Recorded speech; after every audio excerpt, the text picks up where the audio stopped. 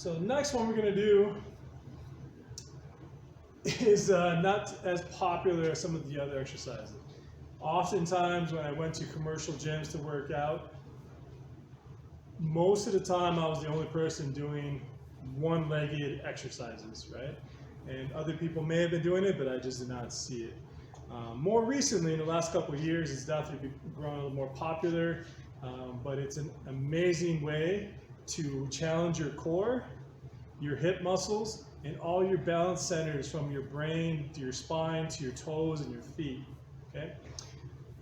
So when doing a lot of these exercises, you want to make sure that you're using the right footwear, okay? So socks on nicely polished wood floors, probably not the best idea because you're going to be sliding around a lot.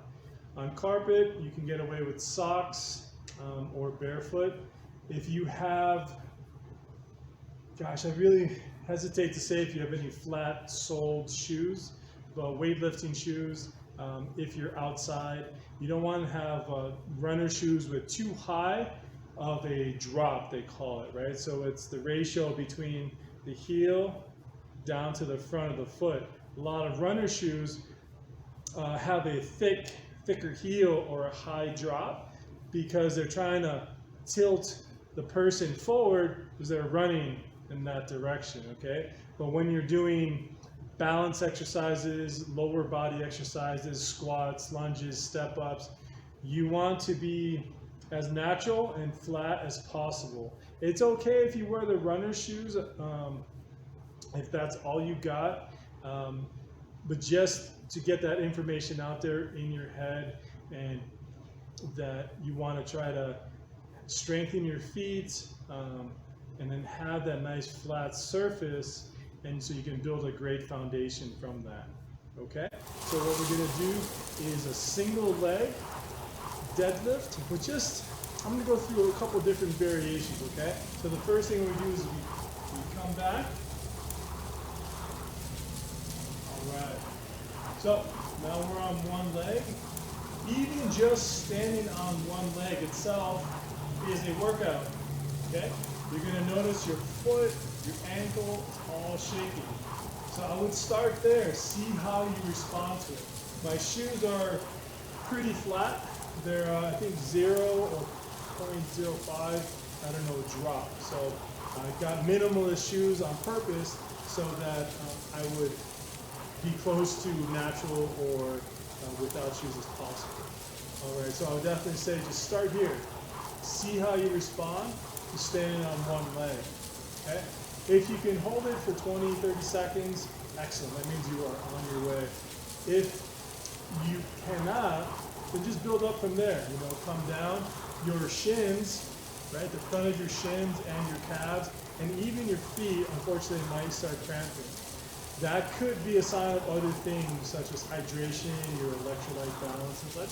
So make sure that you take care of that, and there's going to be some resources and links that talk about hydration and different supplements that can help you make water that much more powerful for you. All right. So, and then I'll go over some stretches for that lower leg. But start there. Okay. So that's the first step. And then from here, when you go into any type of movement similar to the squats and the step-ups, you want to be hinging at your hip joint, okay? So from this position here, you want to hinge. So your leg itself will not stay vertical. Your butt, your hips, your glutes are going to move back that way, right? And so it's going to be pushing back. So your head's going to go forward and your hips are going to go back. So from here, we go backwards.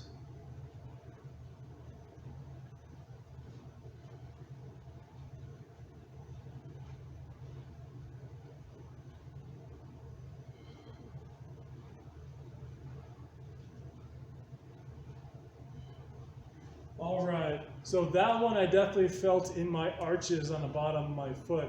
So I definitely know that I haven't been doing them as regularly as I should be doing them, but I definitely will. And so that was a very basic level, just getting that hinge and getting you accustomed to moving in a one-legged position. Okay, so that is going to be your foundation for single-legged deadlifts. All right, I'll do it on the other leg also. So just to illustrate, so I'll use this cone. In the future, or now if you feel comfortable enough, this is going to represent resistance. It could be a can of soup, it could be a dumbbell, it could be anything that you have around, okay? So you're going to hold on to it, and you can do this where you have it in one hand, or you have it in the other hand, or you have it in both hands, okay? These are all different variations, and each way is going to challenge your lumbar, your obliques in a different way, right? So if you're standing on the right leg and you have the weight in your left hand versus your right hand, as you go down, it's going to be pulling yourself in a different direction. So it's good to try out new things, challenge yourself, and see what feels good, but definitely get the variety, okay? So this way is going to be two-handed deadlift on one foot.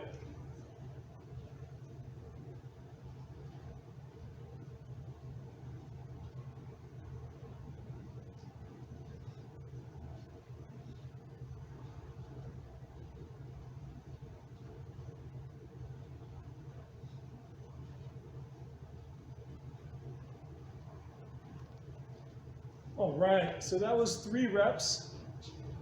That's a pretty challenging exercise, I will say. If you can do a lot of reps on that, that's fantastic. I haven't been training as much on my single-legged.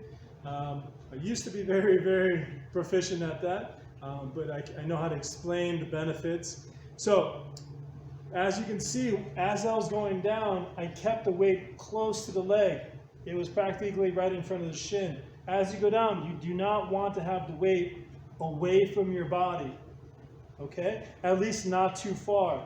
If you're doing them really full and your back leg is going up, then the weight's going to come away from your body a little bit. But even then, when I was doing them, I kept them just about the toe, right in front of my toes at the most, right? It didn't go too far in front.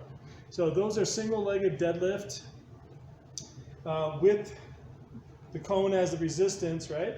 So it's a great exercise for your hamstrings, your glutes, your core, your lower back, and then all your other balance, your feet, your shins, and your calves, okay? I'm so excited because it's such a great exercise. And when you start also, you can hold on to something on one side as you go down, right? So if you're holding on to something and then you're going into the movement. So you can do that where you're holding on to it and then you're releasing a little bit. It's a great way to start allowing yourself to be a little bit more independent and not have to hold on to something. But definitely hold on to something if you feel balance is very challenging initially.